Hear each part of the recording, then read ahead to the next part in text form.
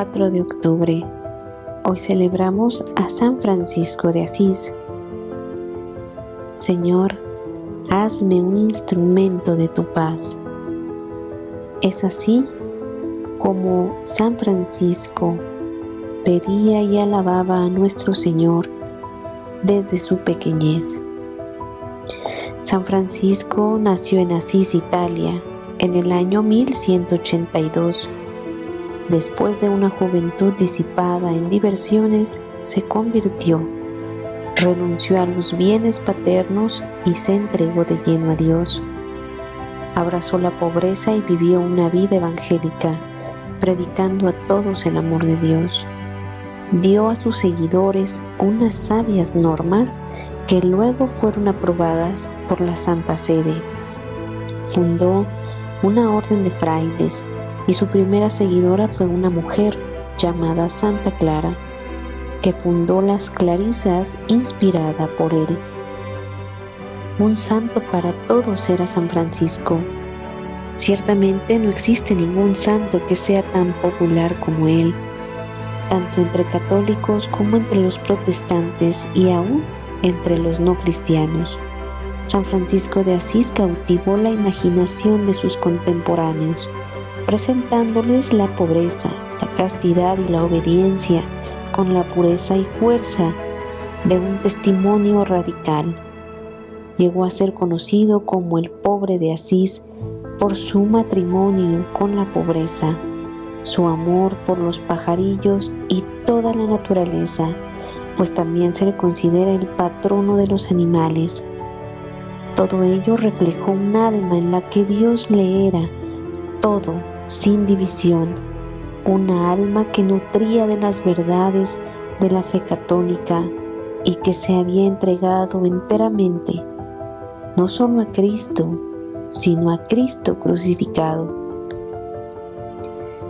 El nacimiento y la vida familiar de un caballero fue en el año de 1182, donde Francisco nació en la ciudad de Umbría. Su padre, Pedro Bernardone, era comerciante. El nombre de su madre era Pica, y algunos autores afirman que pertenecía a una familia noble de la Provenza. Tanto el padre como la madre de Francisco eran personas acomodadas. Su padre especialmente era conocido en Francia.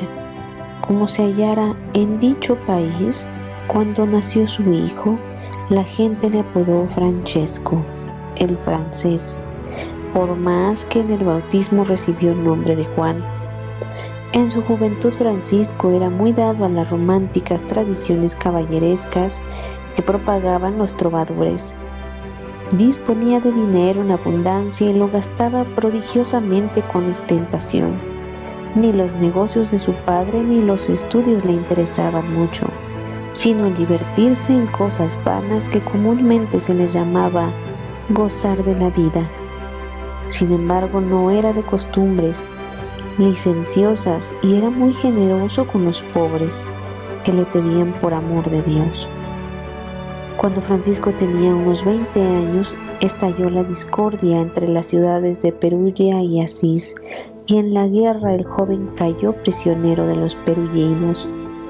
La prisión duró 1 año y Francisco la soportó alegremente. Sin embargo, cuando recobró la libertad cayó gravemente enfermo. La enfermedad en la que el joven probó una vez su paciencia, su fortaleza y su espíritu. Cuando se sintió con fuerzas suficientes, determinó ir a combatir en el ejército. Con ese fin, se compró una costosa armadura y un hermoso manto. Pero un día en que paseaba ataviado con su nuevo atuendo, se topó con un caballero mal vestido que había caído en la pobreza.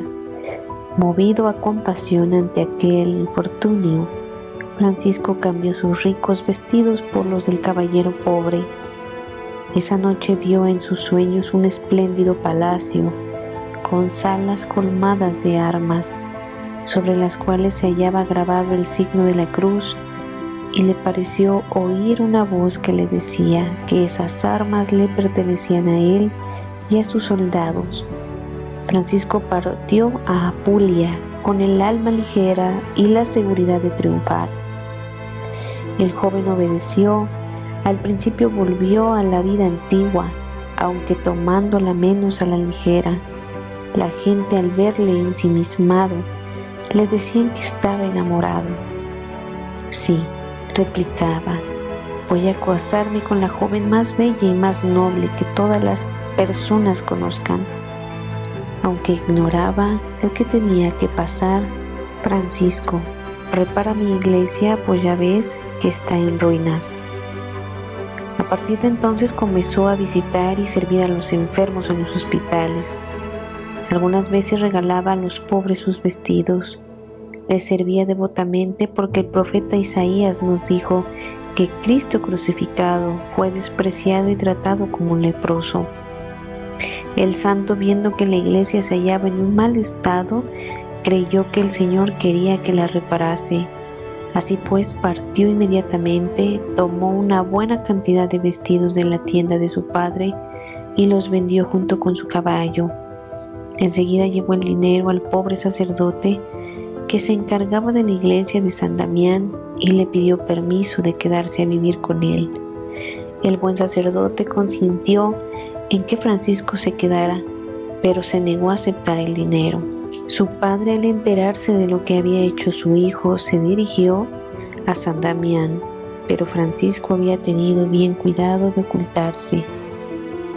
Así fue una gran travesía, hasta que Francisco primeramente renuncia por completo, partió en búsqueda de un sitio conveniente para establecerse. Así fue como él tomó posesión de su gran misión. La oración y la contemplación en el silencio de las tierras de Umbría le condujeron a abrazar como hermanos a los leprosos y vagabundos, por los cuales siempre había sentido disgusto y repulsión. La voz que oyó en Spoleto irrumpió en el silencio de la oración delante de un crucifijo bizantino, en aquella iglesia de San Damián. Estas palabras, primero entendidas como una llamada a reconstruir piedra por piedra los escombros de la capilla, a lo largo de los años le desvelaron al joven su significado. Había sido llamado a cosas grandes, a renovar en espíritu de obediencia a la iglesia que pasaba por un periodo de divisiones y herejías. La alegría incontenible que sintió al ser amado y llamado por el Padre acrecentaron en este joven el deseo de vivir en la providencia, y en obsequio al Evangelio decidió ceder todos sus bienes a los pobres. Sin embargo, su padre lo denunció públicamente y Francisco manifestó entonces su deseo íntimo de esposarse con la señora Pobreza, despojándose de sus vestidos delante del obispo Guido. A Francisco se unieron numerosos compañeros que, como él, deseaban vivir el Evangelio al pie de la letra, castidad, pobreza y obediencia, y en 1209 el primer núcleo de los hermanos se dirigió a Roma para hablar con el Papa Inocencio III, que aquel impresionado por aquel joven de pequeña estatura y ojos ardientes aprobó la regla, después confirmada definitivamente en el año 1223 por Honorio III. Las clarisas y la orden terciaria, también Clara, una noble de Asís, se sintió atraída por el carisma de Francisco, que él acogió y dio inicio a la segunda orden de mujeres, las hermanas pobres, después conocidas como clarisas, y posteriormente fundó una orden terciaria para laicos. El amor ardiente por Cristo, expresado tiernamente en la representación del primer nacimiento viviente en Grecio durante la Navidad de 1223, llevó al porbolero a conformarse en todo con Jesús y a ser el primer santo de la historia en recibir la marca de los estigmas. Juglar de Dios, fue testimonio vivo de la alegría de la fe, acercando el Evangelio a los no creyentes y captando incluso la atención del sultán, que lo acogió con honores en Tierra Santa. La vida de Francisco fue una constante alabanza al Creador. El Cántico del Hermano Sol, primera obra maestra de la literatura italiana, escrito cuando todavía estaba postrado por la enfermedad, es la expresión de la libertad de un alma reconciliada con Dios en Cristo. La tarde del 3 de octubre de 1226, cuando la hermana muerte lo fue a visitar, salió al encuentro de Jesús con alegría, nuestro hermano San Francisco.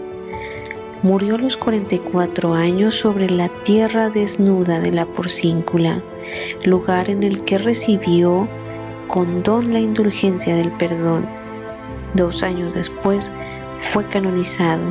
El espíritu de Francisco sigue inspirando a tantos en la obediencia de la Iglesia, en la construcción del diálogo entre todos, en la verdad, en la caridad y en el cuidado de la creación.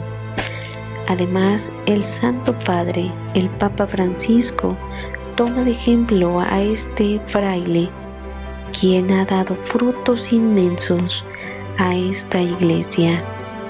Hoy pidamos a San Francisco principalmente su intercesión en esta Iglesia, para que no haya desunión, cismas y opiniones contrarias, sino que a través del Espíritu y por la intercesión de San Francisco de Asís, la Iglesia continúe caminando unida en paz bajo los pies y mandato de Jesucristo.